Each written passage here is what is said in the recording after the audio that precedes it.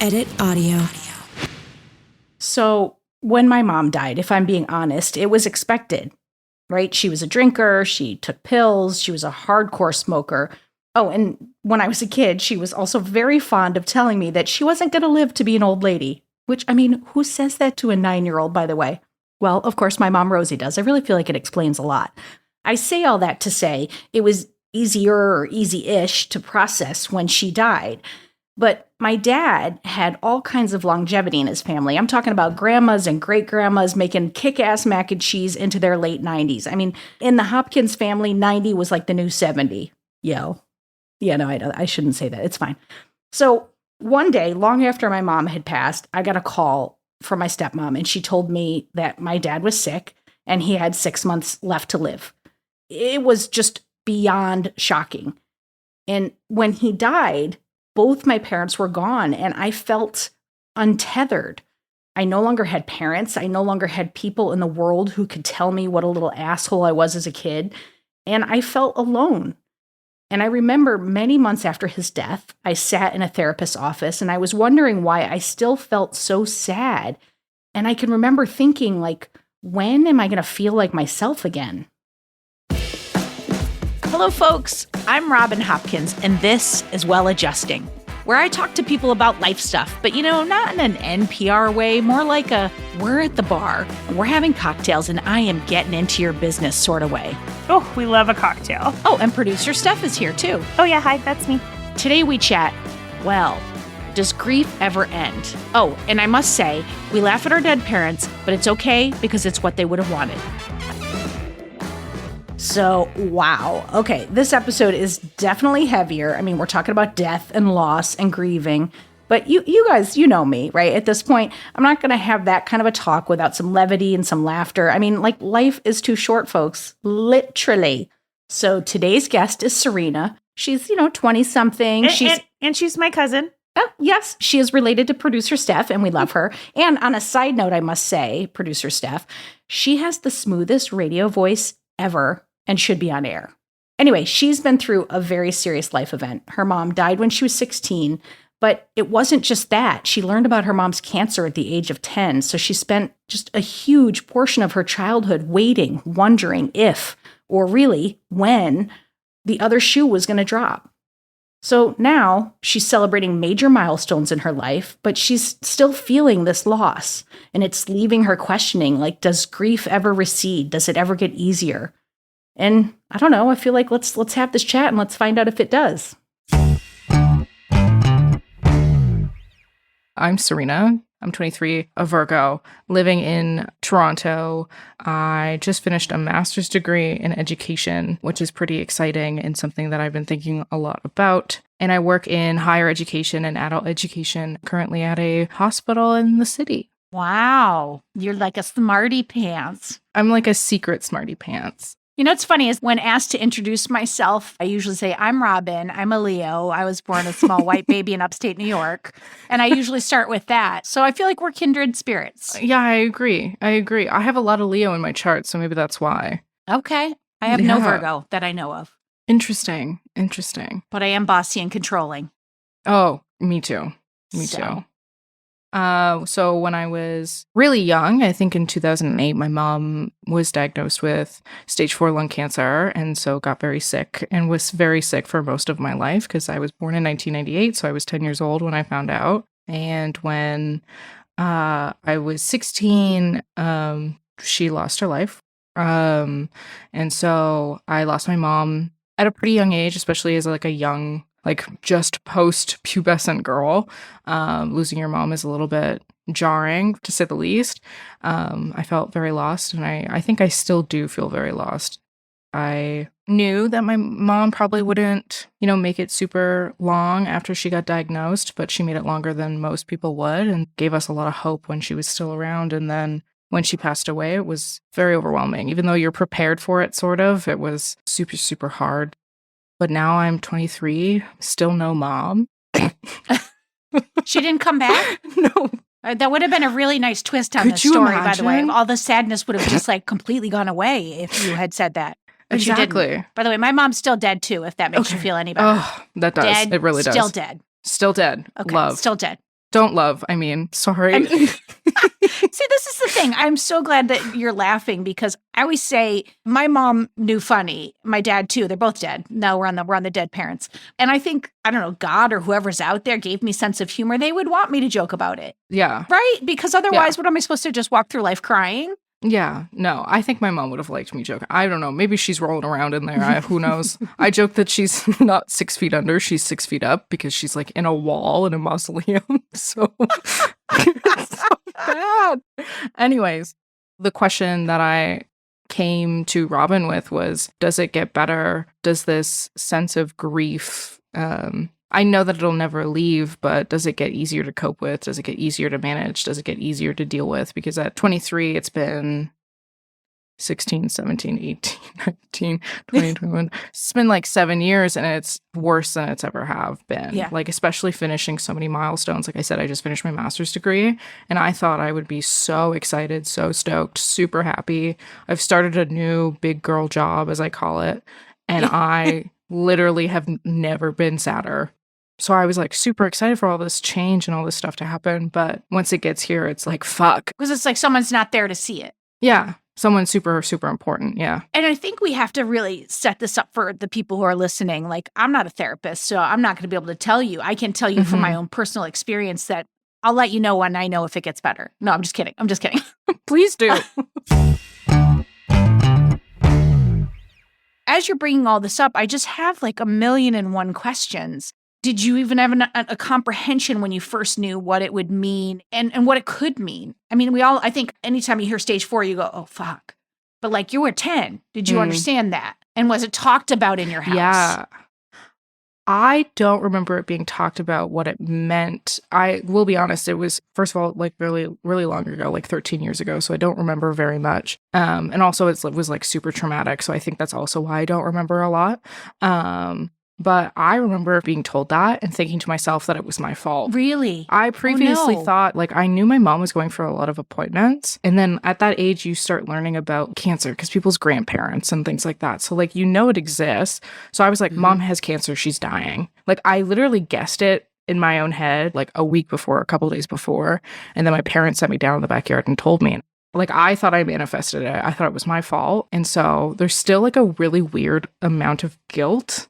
And it makes no sense because obviously that's not true. For feeling like you manifested it. Yeah, because I think I made, like, I thought that I made it up as a kid. And, you know, that doesn't really leave, which is super weird. But anyways, it was never really, maybe it was talked about. I don't remember super well. Well, about that point, like I had the most amazing therapist, and I believe she's going to give us some little hot tips at that, which I mean, I feel like hot tips is not the right thing to say when we're talking about grief. Let's just Cold find a better tips. phrase for it. Yeah. Some dead tips, some dead hot tips. Wait, so we're too soon? No. She's gonna give us some thoughts about this. But you know, I remember her saying at one point, you know, because the theme of this podcast is that I came from a really crappy childhood, and she said, when you were a kid, you can't make your parents wrong because they hold the foundation of everything. Like they are the ones holding it together. And if you were to think they were bad or wrong, you would feel unsafe. So as a kid, there's this like coping mechanism where you take it on and you blame yourself. It seems like that really applies here. Oh, yeah, 100%. Yeah, that makes a lot of sense to me because it's probably just too real, too much to even think about. And I just remember not really understanding at all what it really meant at all until probably I was in like high school. Because like what had happened was she had surgery. Basically, like a half of her lung was taken out of her body. And so it was fine for a couple of years. And then she got diagnosed later on with brain cancer. And I probably was in like high school, maybe, or in grade 8 or something. And I think you start to really understand like the gravity of the situation, I think, because you started to be able to like visibly see it, like the signs that she wasn't doing well. And then closer to her death, it was kind of dramatic. She really wasn't well at all. But so much. I mean, you're in 8th grade. Like my daughter's about to go in 8th grade. And I just can't even imagine what that would put on her. And your life's irrevocably changed. Yeah, completely. At that moment. Yeah, completely. I got to this point where we didn't think she would watch me graduate from 8th grade to Right. ninth grade, but she made it there. And then all of a sudden she's sick again. So it's like, oh, I thought this was over. Yeah. So you're just like re-traumatized. Well, and I keep going back to this thing. Are you guys talking about this? It's like conversation happening. You're not. I don't remember. I don't really think so. I don't ever remember having conversations about like, so when, you know, mom dies, this is what's going to happen. Like, we never really had that conversation Right, until right. the very end. Like, you could see, but no one told me I was 16. Like, how was I supposed to know? I left for 10 days to go to Italy right before she passed away. You know, but in fairness to you, because it sounds to me like you're about to blame yourself. No. Like, okay, good. Okay, because I was like, don't, because you're like 16 and like you've been living with this for 6 years. Exactly. And so I thought, I mean, any day could be the day. that's exactly the point. And like, I thought that things would get better because they did twice, 3 times. They got better Right. 3 different times. So why would this time be different? So I went on a Right. school trip for 10 days, went to Italy with like my peers from high school, had a great time, came back. My mom was in a hospice, couldn't speak, couldn't talk, couldn't move, no longer really with us at all. And so Yeah. I didn't really like, you don't get to say goodbye really. Yeah. And that's incredibly difficult. Yeah. If I knew that was what was going to happen, I probably wouldn't have gone. Right. It was so interesting. When my dad died, we had to put him in hospice and we weren't sure he was going to go willingly. And we had to tell him, oh, no, you're just going to like a hotel. Like we made up this whole shenanigans about where we were taking him. And then when I left, because he lived in North Carolina and I was in New York and I flew out, I said goodbye and I said, I'll see you soon. I'm going to be back. And I was, trying not to cry or whatever. And he died before I could make it back. But I was really fortunate, one, that I was significantly older than you. And 2, I had like the doctor. He had this incredible doctor who I started sobbing and said, I didn't get to say goodbye. And he said, you were there when it mattered. And he knows that you were there. He wasn't in a place where he would have been able to hear anything more than he already heard. And I had a medium, Teresa Caputo, like randomly come to where I was working and my dad showed up and she pulled me aside and she said, you feel like you didn't get to say goodbye. And he knows you said, and I didn't say anything. I was just sobbing. So I feel like I've been so lucky to have a professional and a professional psychic tell me that my dad was like, say goodbye. But that's a lot to process at your age. And do we need to get you to Teresa Caputo? Do we need that? I would shit my pants and die. Sorry for my language, but that God. would be absolutely Please. bonkers. I did see a medium once. She kind of said the same thing. Like, she's with you. She watches you. She knows that you feel bad, but don't feel bad. She's happy that you went on the trip. She knew that you needed to go. And I think a lot of people think mediums or whatever are hooey. I don't care. Like, I've got this psychic lady that I go to that's not Teresa Caputo. That's amazing. And my mom shows up on the regular. I've only seen her 3 times. But the first time, I got all the healing I needed. And if that made me feel better, I don't give a crap if that lady made every word of it up. It made me feel better and like I healed something with my mother. That's exactly it. That's how I feel about a lot of things, is like, I don't care if it doesn't have scientific background. Like, if it helps me manage my emotions, then I don't see, a problem with it. It makes you feel like you're communicating with someone that you need to communicate with, if that makes sense. Yeah.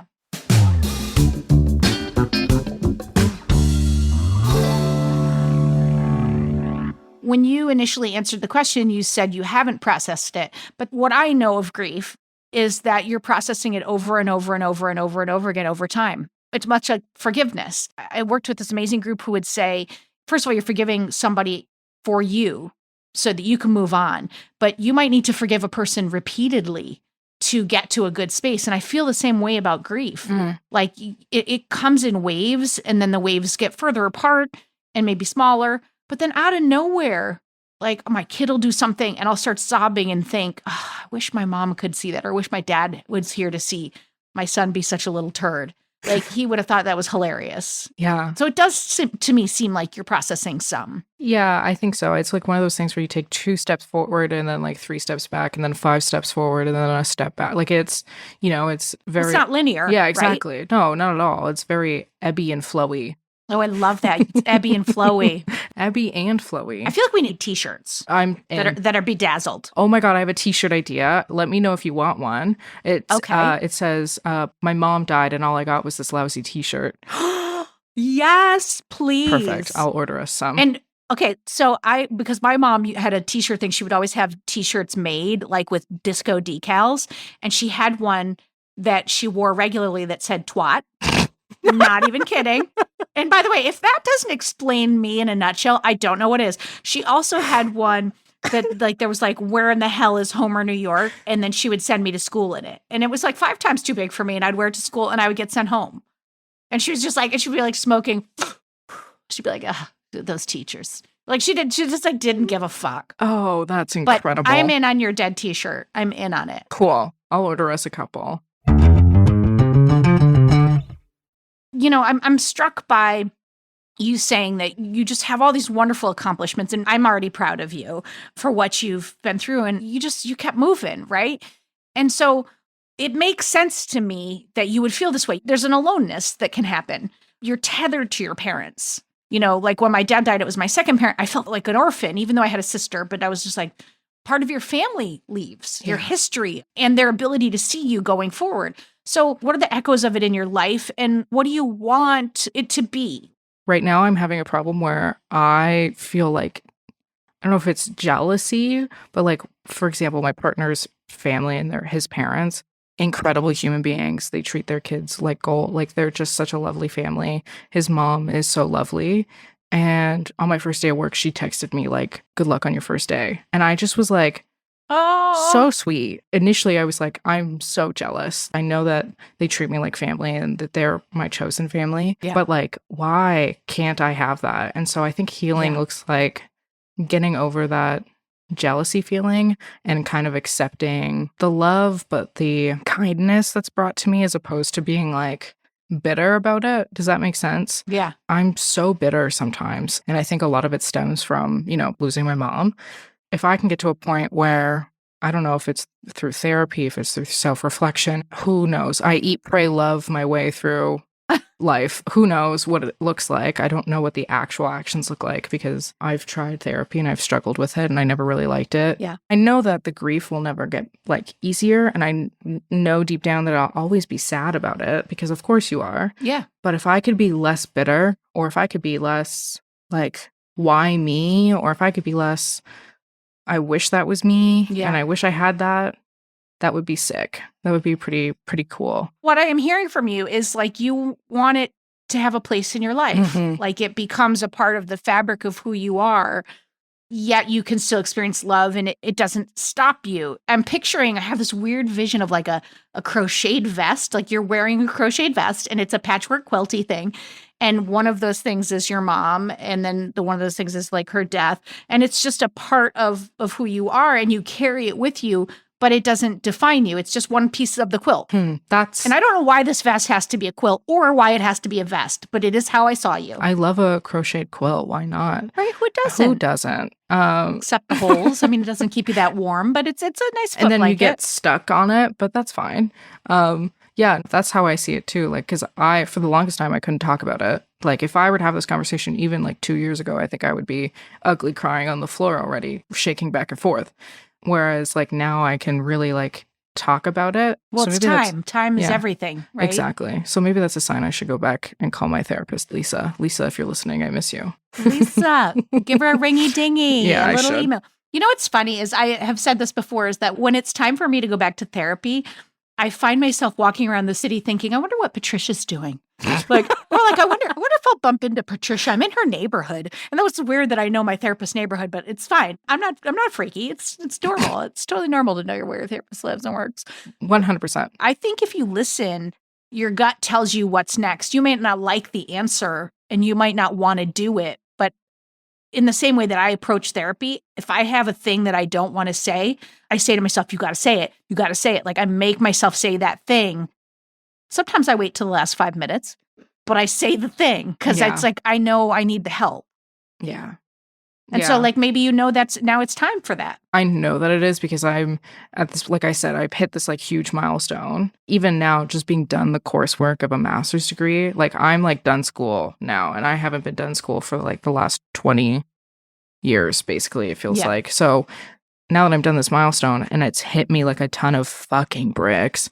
Well, there's an open space in your life. Yeah, I'm stuck thinking about it more and having to process it more. I wonder also, like, I don't know why I have this feeling about you. It goes along with the crocheted vest idea, but like, you feel like you're very artsy to me. Like, I wonder, you're not artsy. You just No. feel like artsy. I look the part. Everyone used to think in high school I was like a visual arts student because we had an arts program in our high school. You have that. You I have that know. wristy look. I know. I love it. I look the part, but oh God, no. Well, what kind of outlets do you have in that world? Because I feel like, that it doesn't have to be art, but like, do you journal? Do you write? I journal sometimes. I do a lot of like spiritual stuff. Like I do a lot of tarot. Sometimes I do my makeup. Everything feels better when you feel nice. Yeah, that's a huge thing for me. I clean up. Like, that makes me feel better too, cleaning the house. Oh, I wish that was me. Because I feel like the chaos in the house makes me feel out of control. But if I clean, I'm like, all right, well, this could be worse. The amount of shit I have on my floor right now is like astonishing for someone who's a self-proclaimed earth sign. So,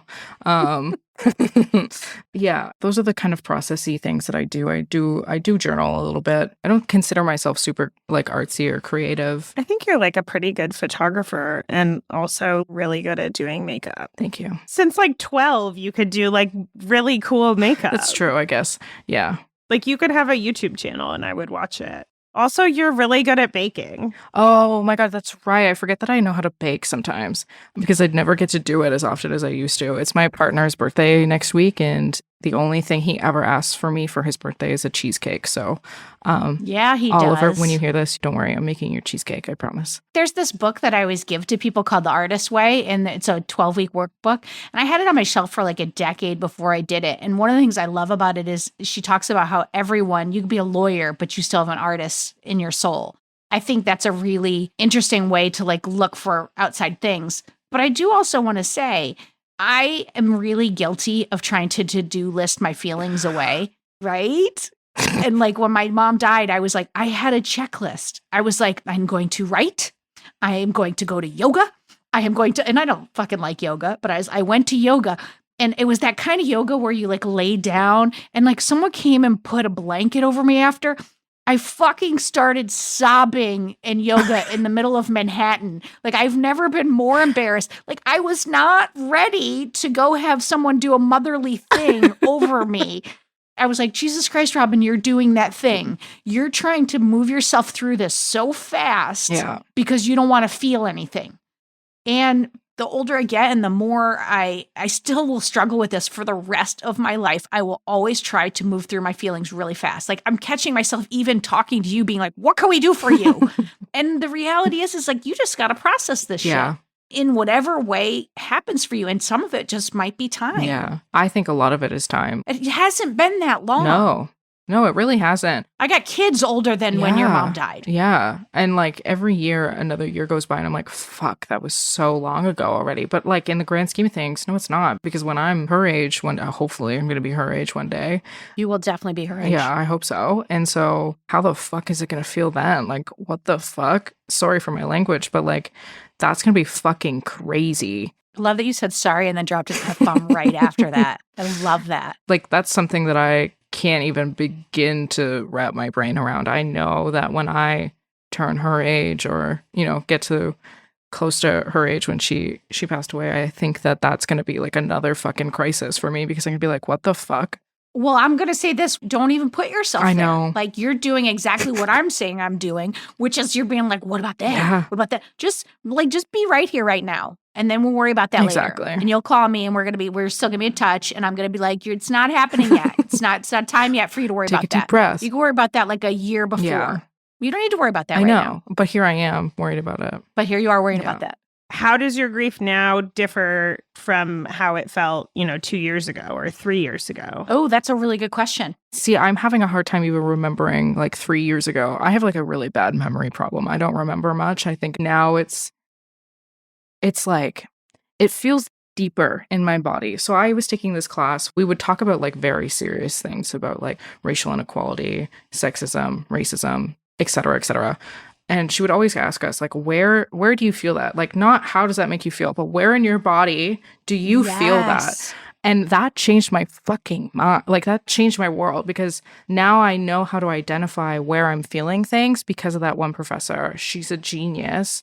I can never thank her enough for her wisdom.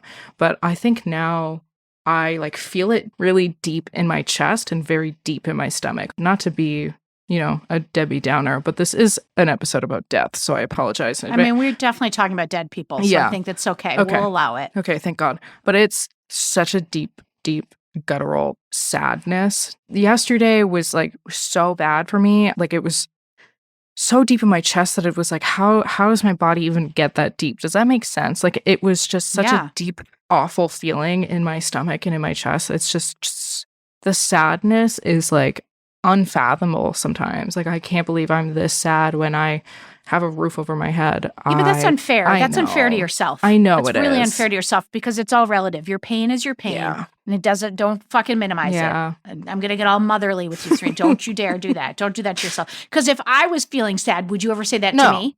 Would you ever be like, Jesus Christ, Robin, you've got a roof over No. your head? You would never. No. But you know what I mean? Like, don't be mean to yourself like that. No, I know. I think that I was so hyperactive and involved in things around me.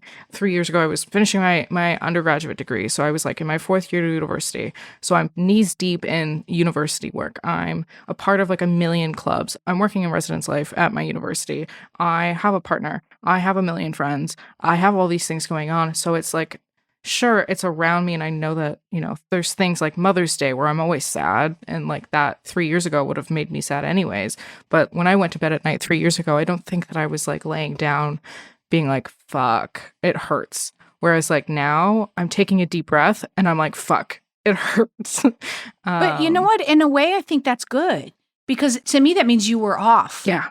I mean, I can't stress this enough. I'm not a therapist, but it means you were not processing it. It was there, whether you wanted to deal with it or not. And now you have access to it. Now you can pinpoint where it is. I always give the analogy of like when I was little, I used to like let my room go for like, I don't know, 7 months and just like there'd be knee deep shit everywhere. And when I did get around to cleaning it, I'd spend hours and hours and hours. I'd turn around and it would be worse. Yeah. And then all of a sudden in like 5 minutes, it would be clean. Mhm. And it's got to sometimes get darker before Yeah. you can clean it up. Yeah, There's no way through it except for going through it. exactly. And we all wish we could run around it, but we Ugh. can't. God, Wouldn't that be great? that'd be so great. It'd be so There'd great. be no therapists, No. but it would be really great. Sorry, therapists. Those people could get other jobs. They could be baristas. They could go in education. They could. They could do other things. They could. I mean, I don't want to put you out of business, but I do.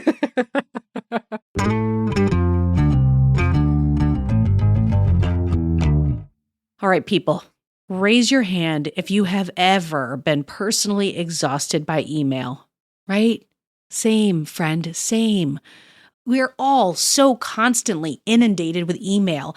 And if you're like me, going through your inbox becomes less about responding to everything and more about just finding a way to keep tabs on the messages that really matter, like the ones from the school telling me my kids are in trouble that I get all the time.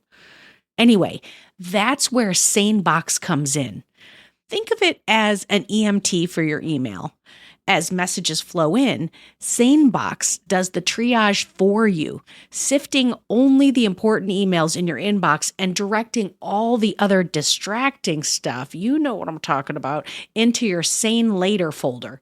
So you know what messages you need to pay attention to now and what stuff you can get to like eventually after maybe a nap or, I don't know, a cocktail.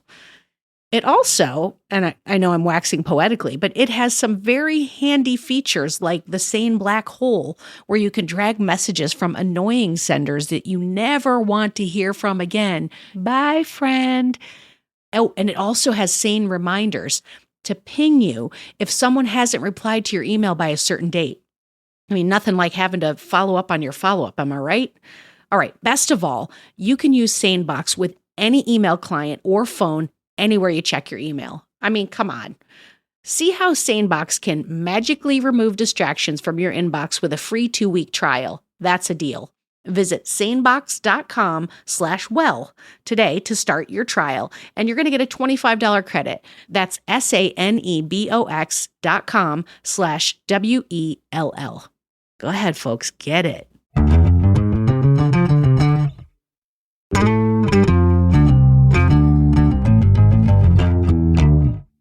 I think that you having access to where it is wonderful. Yeah. Maybe there's some body work you could do too. Again, I'm to-do listing, but maybe there's some body work to be done. I think maybe because when, like I said, I learned that in a class in grad school, and I only learned that last month. I remember thinking to myself, this is better than any therapy session I've ever had. Yeah. And it's a fucking class that I paid $6,000 for or something. So maybe it's time to to look into different forms of therapy that'll work better for me, because I feel like I do talk therapy with my girlfriends anyways. So I don't know if it was ever super productive for me. Learning how you feel and how your body feels when you move through emotions was mind-blowing to me and kind of sort of a breakthrough.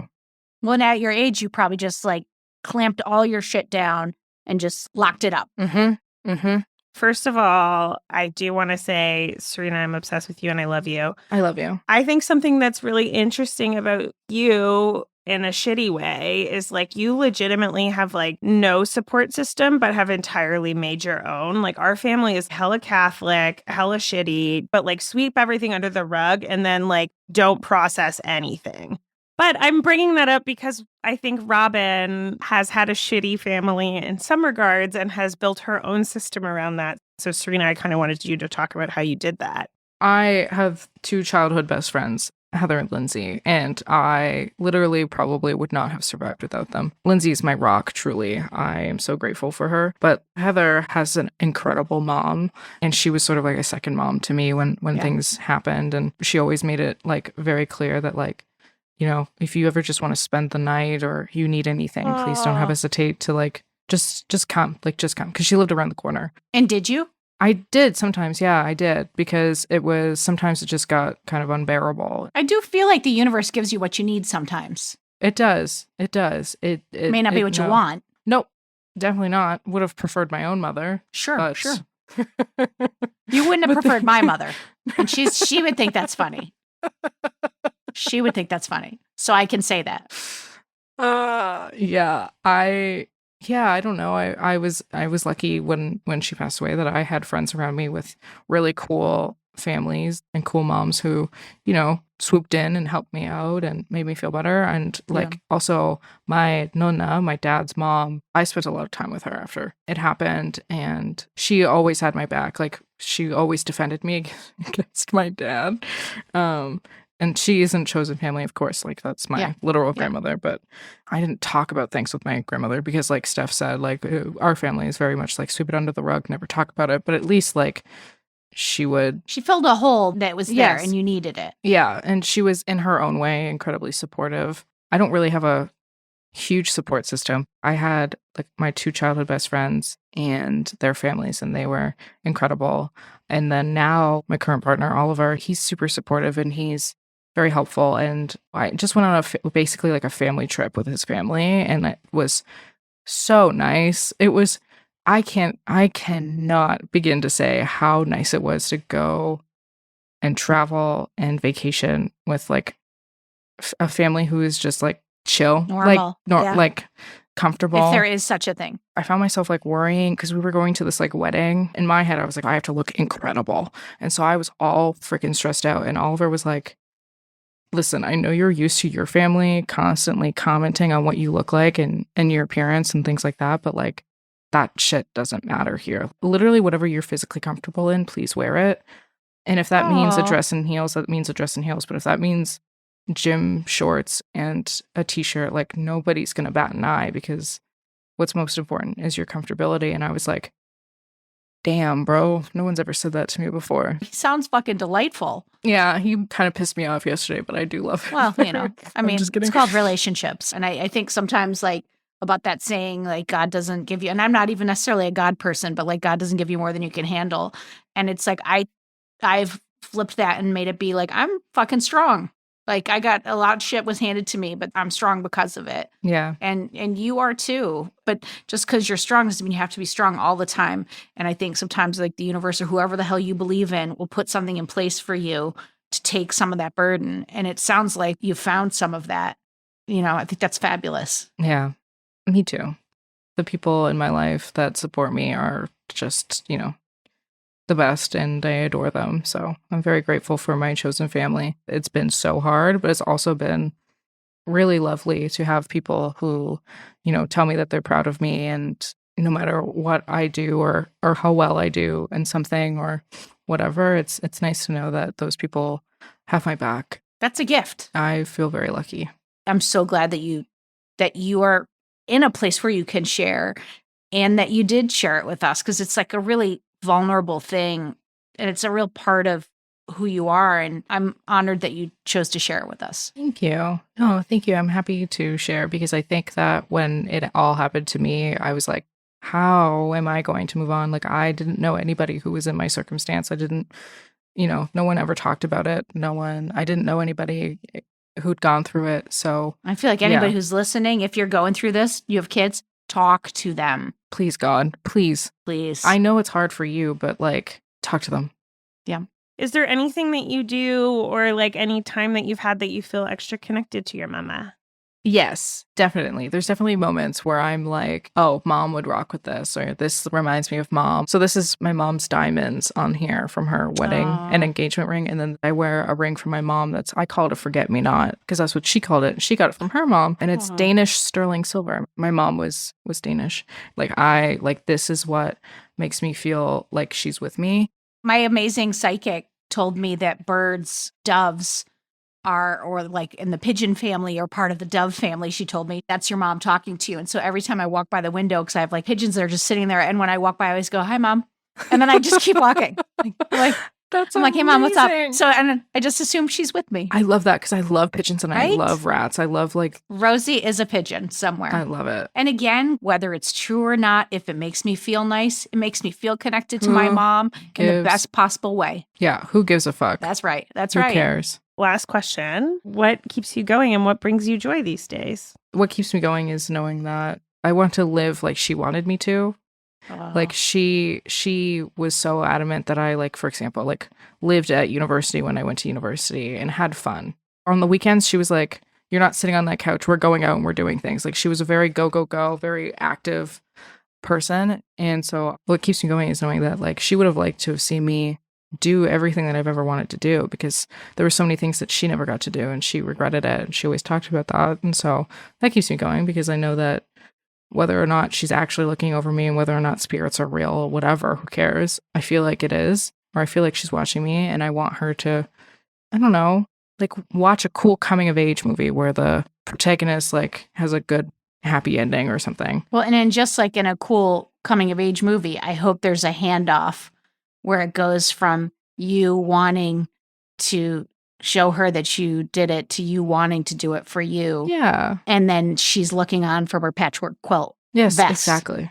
And under the vest is your t-shirt. Yes. That says my mom died. And all I got was this lousy t-shirt. Yeah. Yeah. I feel like we just solved it. I think so. I feel like we handled it. And I don't even think we need an expert to come in at the end because I think we just did it. We did this thing. I want to be able to enjoy my 20s, my 30s, my 40s, my 50s. And deserve it. Yeah, and I want to celebrate her too. And it's you can't I can't stop because she's gone as much as I want to sometimes. She put me here and I guess I'll make the best of it. I feel like that's about as optimistic as you're going to get today.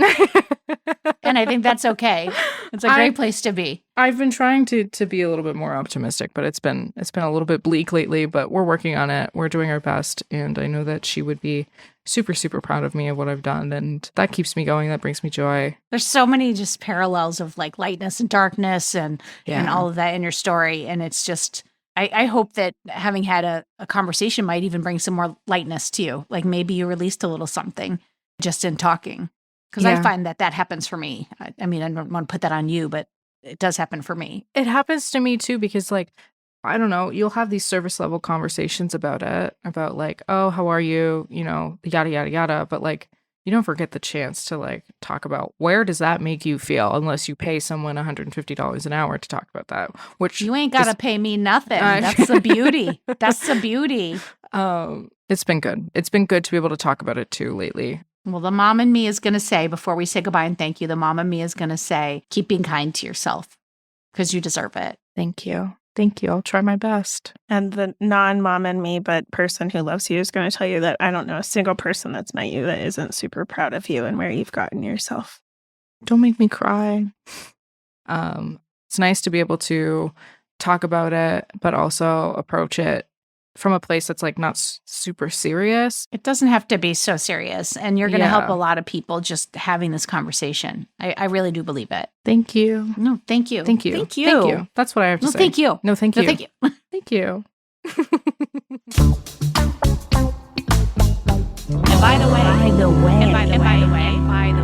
And by the way, in today's episode, we talked a lot about building a family that doesn't have to be actual family, chosen family. I, for instance, am a fan of stealing the nice and normal families of all of my friends. But there's loads of ways to do it. It all starts with awareness. Look around your life for good people, then be open to them. As Paul McCartney and his little band Wings would say, open the door and let him in. Ooh, yeah. Let him in. Yeah.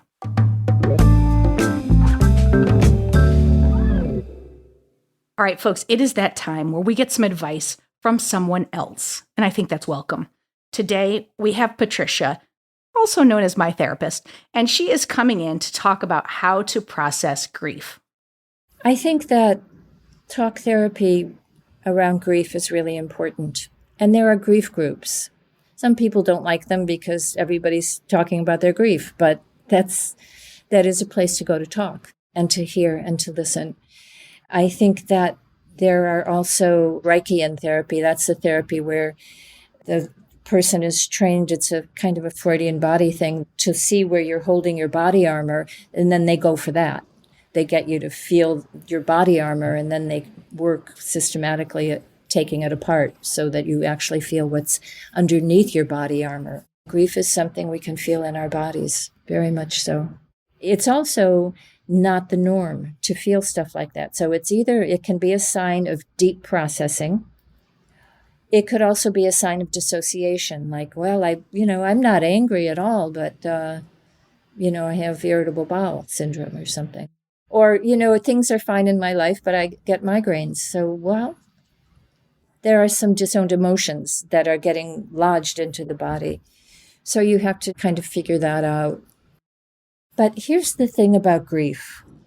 Grief can be regular grief, in which case you will get over the grief within a certain period of time. Not that you'll forget the person or stop loving the person or not feel the loss, but it won't be so exhausting and draining and depressing. And that should happen, I can't really say how long. They used to say a year. I've worked with people for as long as 5 or 6 years where it's taken that long to really move on from grief. The longer it takes, the more it points to something called complicated grief. Now, in complicated grief, it's a complicated theory of grief, but part of the parts of grieving are at a certain point you kind of feel yourself letting go of the inner structure of the person that you've been clinging to or holding on to, or who's been a part of you even. You can release them and feel them going away. Not that they're gone, not that you don't have a memory, not that you can't find them if you look for them, but they're not the center of your focus and awareness after a certain period of time. If they remain at your center of awareness after a period of time, if something is exhausting and draining and depressing for 8 years, there's more there. What more could be there? There's more complexity to the relationship. And often what it is that I can't let them go. It's because part of me is in them. I have projected part of myself into them, and I can't let go of that. Talking helps. Talking reduces the impact of trauma. Oh, amazing, amazing words from Patricia. And I do want to say, Patricia also said, I would like you to realize that you create your own lives. No one else has the right answer for you, and no one else has that responsibility. You have both the responsibility and the privilege or the right to make your own choices and to learn your own lessons in this lifetime. Woo! And that is why she is the expert.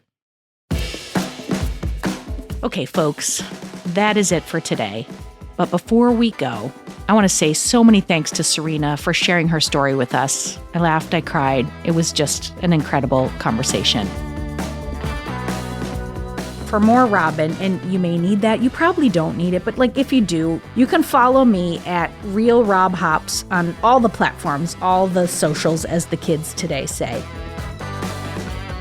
Well Adjusting is an Edit Audio original, exec produced by Steph Colburn and Robin Hopkins. Thank you to Maria Passingham, Kathleen Speckert, and the whole Edit Audio team. Oh, hey, before you take out those AirPods, this show is just for entertainment. If you are in need of help, please, please, please reach out to a professional. Go ahead and get that help. You deserve it. At Cosmopolitan, we're famous for keeping your secrets and for getting to the bottom of your most burning questions. In a new podcast, we're turning our notorious Cosmo confessions into a safe space to talk out all the gory but helpful details of getting through life's weirdest stuff, from toxic in-laws. The in-laws are going about this the wrong way because that's trash. To friends with messy finances. Should you be lending your friends money? To having crushes on your coworker. Listen to Confessions wherever you get your podcasts. And send us your confessions.